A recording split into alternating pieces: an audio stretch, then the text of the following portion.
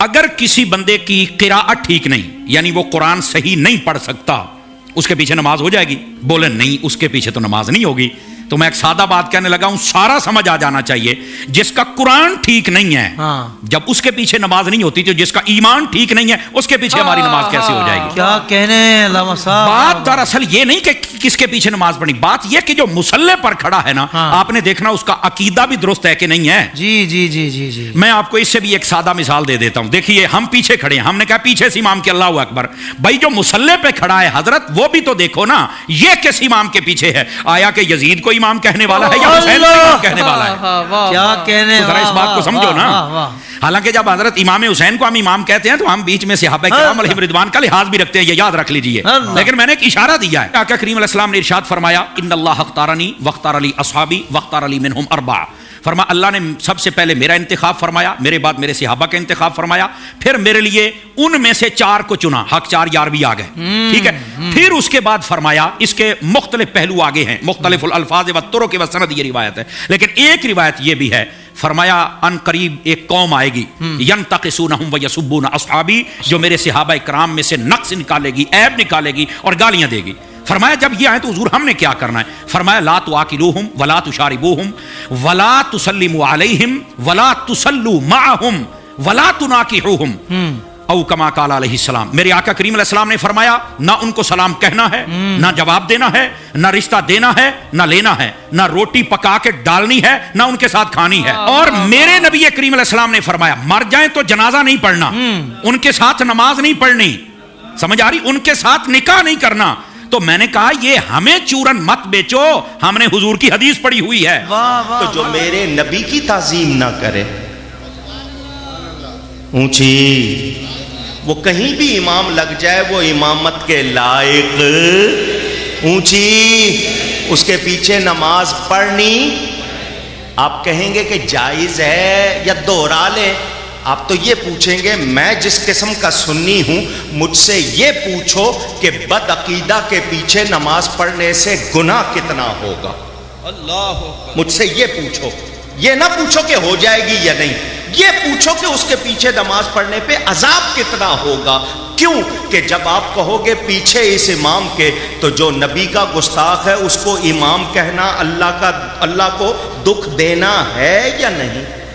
اونچی، تو جو اللہ اور اس کے رسول کو دکھ دے ہم اس کو امام بنائیں گے؟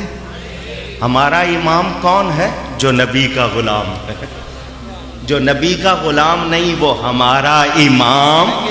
تو اگر آپ کا خیال یہ کہ امام جو ہے وہ یا رسول اللہ مدد کہتا ہے، اور مدد سے مراد بھی اس کی یہ ہے کہ نبی صلی اللہ علیہ وسلم کو اللہ نے کلی اختیارات دیے، جب چاہیں میری مدد جہاں سے بھی بیٹھ کے کر سکتے ہیں، تو یہ تو پھر کھلا شرک ہے نا۔ تو اگر امام کا یہ عقیدہ ہے، یا اپنے پیر و مرشد کے بارے میں عقیدہ ہے کہ وہ قبر میں جہاں سے جائیں جس کی چاہیں مدد کر سکتے ہیں، تو ایسا امام چاہے دیوبندی ہو، چاہے اہل حدیث ہو، چاہے شیعہ ہو، چاہے بریلوی ہو، چاہے بالکل کسی مسلک کو نہ مانتا ہو، کچھ بھی ہو، تو وہ مسلمان نہیں ہے، باقی جو بھی ہے، ٹھیک ہے نا۔ اور اگر شرکی عقیدہ نہیں ہے تو پھر سب کے پیچھے نماز جائز ہے۔ Wake up to reality. اگر بدعتی ہے تو یہ بات سمجھنی چاہیے بدعت کی 2 قسمیں ہیں، بدعت مکفرہ اور بدعت مفسقہ۔ بدعت مکفرہ کا مطلب یہ ہے جو شخص بدعتی ہے اور بدعت کی دعوت بھی دیتا ہے، ایسی شخص کے پیچھے نماز نہیں پڑھنی چاہیے۔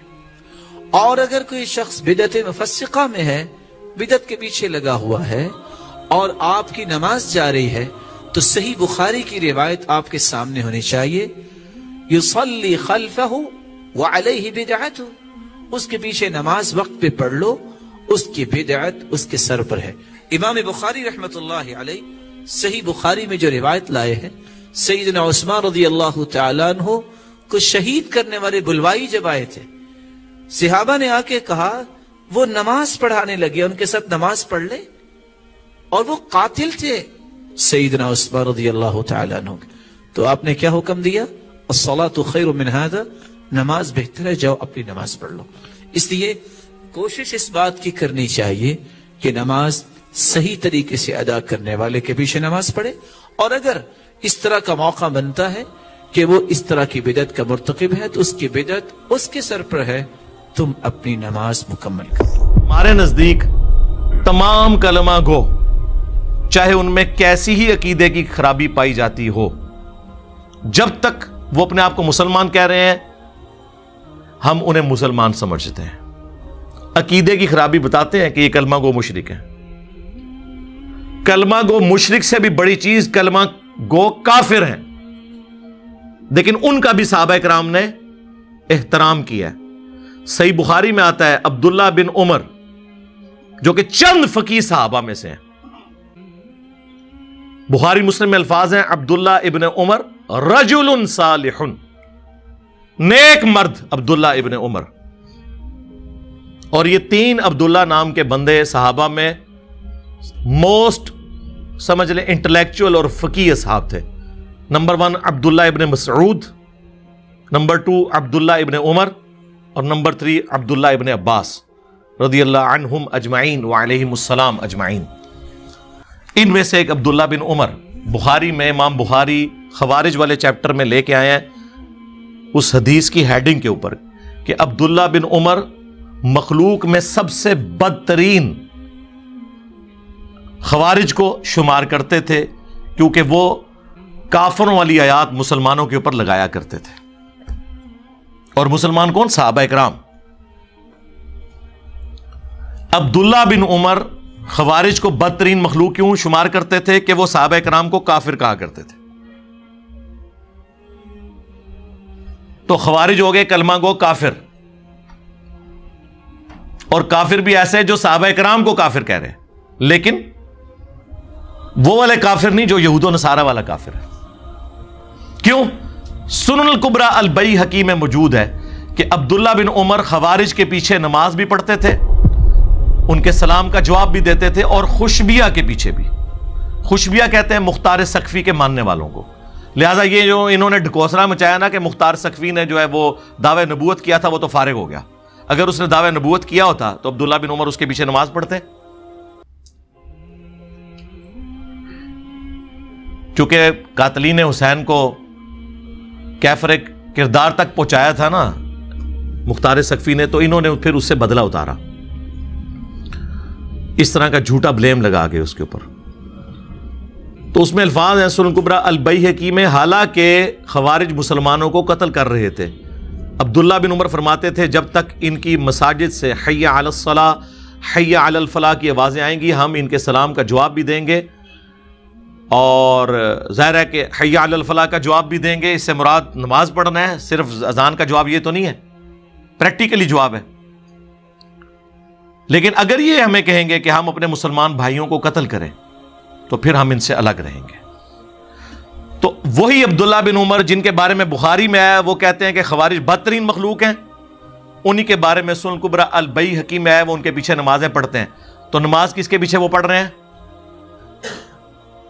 कलमा गो काफिरों के पीछे, जो सहाबा इकराम को उस जमाने में काफिर कहते थे, और आम साहबी नहीं, मौला अली अलैहिस्सलाम को। आज अगर कोई सहाबा इकराम के बारे में बकवास करता है तो आप उसकी इल्मी इस्लाह करें, बजाय उसे काफिर कहने के। यही सबक मिला ना इससे, और क्या मिला? मौला अली से पूछ लें। अल मुसन्नफ इब्न अबी शैबा में मौला अली से पूछा गया, ये खवारिज क्या ये काफिर हैं? उन्होंने फरमाया ये काफिर नहीं है, ये कुफर ही से तो भागे हैं। इन्हें ये गुमान हुआ कि मैं काफिर हो गया हूं, तो मुझसे दूर भागे हैं, तो ये काफिर कैसे हो सकते हैं? एड्डा जिगरा है किसी दा, ये मौला अली दा ही जिगरा है कि मौला अली को जो काफिर कह रहे हैं, मौला अली कह रहे हैं कि ये मुझे जो काफिर समझ रहे हैं ना, तो ये दलील है इस बात की, ये कुफर से नफरत करते हैं कि मुझे भी नहीं इन्होंने छोड़ा।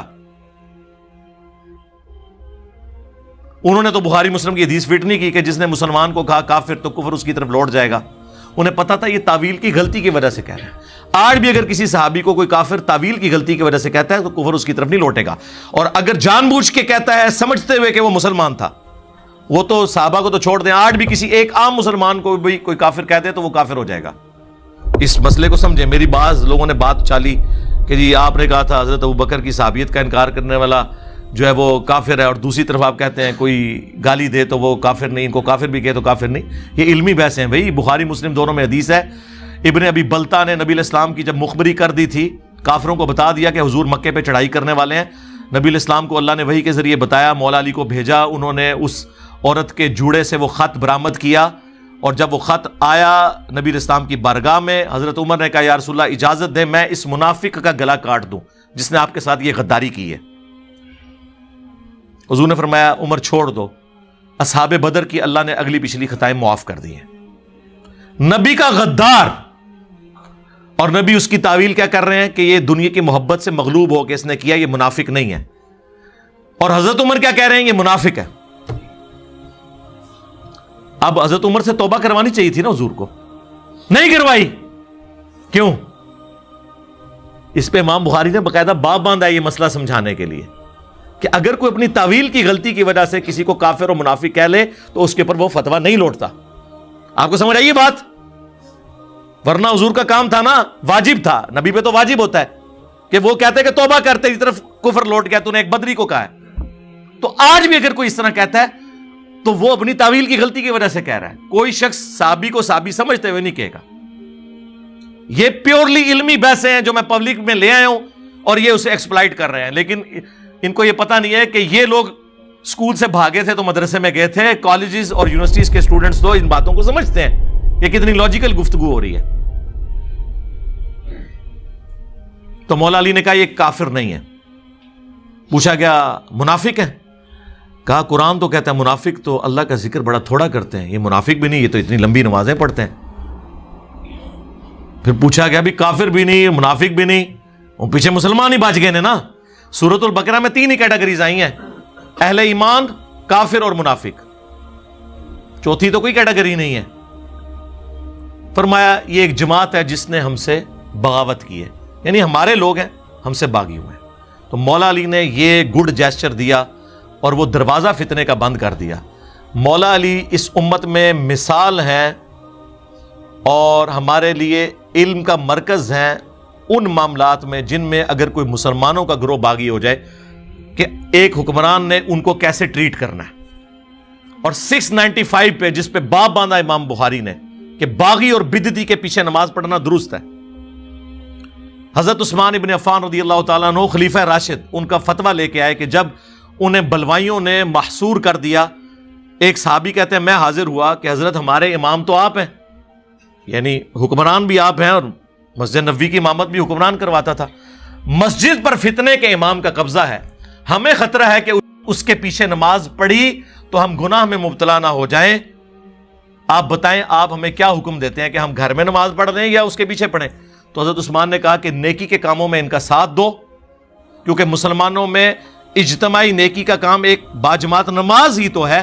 نیکی کے کاموں میں ان کا ساتھ دو اور برائی میں ان سے الگ رہو. اس سے امام بخاری نے رزلٹ نکالا کہ خلیفہ راشد نے ہمیں یہ کہا ہے کہ باغی اور بدعتی کے پیچھے نماز پڑھنا درست ہے, اور دیوبندی اور بریلوی اور اہل حدیث جو آپ کو دھوکہ دیتے تھے نا کہ وہ یہودی مارنے کے لیے آئے تھے, تو اس کا مطلب ہے حضرت عثمان یہ بھی سمجھتے تھے کہ یہودی جو ان کے نزدیک یہودی تھے ان کے پیچھے نماز پڑھنا درست ہے. ہوں دسو کیا کرو گے؟ ماننا پڑے گا کہ مسلمان تھے. ہاں اہل بدعت تھے, خلیفہ راشد کے خلاف انہوں نے بغاوت کی, سب کچھ تھے, لیکن خلیفہ راشد کا آپ ٹیمپرامنٹ دیکھیں کیا ہے. وہ کہہ رہے ہیں نماز ان کے پیچھے ہو جائے گی, یعنی وہ کہتے تھے مجھ سے اختلاف کرنے کا مطلب یہ تو نہیں ہے کہ اسلام سے نکل گئے, نماز ان کے پیچھے ہوگی. اس کے بعد کوئی ہمیں لا کے کہے کہ جی وہ فلانے امام نے یہ کہا کہ فلانے کے پیچھے نماز نہیں ہوتی. وہ اپنے مامیاں دے فتوے اپنے کول رکھو, مامو پارٹی سانو نہ کوئی فتویٰ دسو. ہم فتویٰ آپ کو بتا رہے ہیں عبداللہ بن عمر کا, اس سے بڑھ کر مولا علی کا اور حضرت عثمان کا.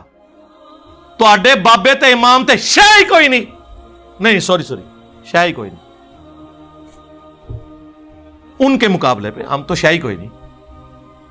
ویسے اسی بھی بڑی شاہ اور تھوڑے بابے کے مقابلے سے ہاں کہانی کرا کے گئے سن. خدا جس نے کی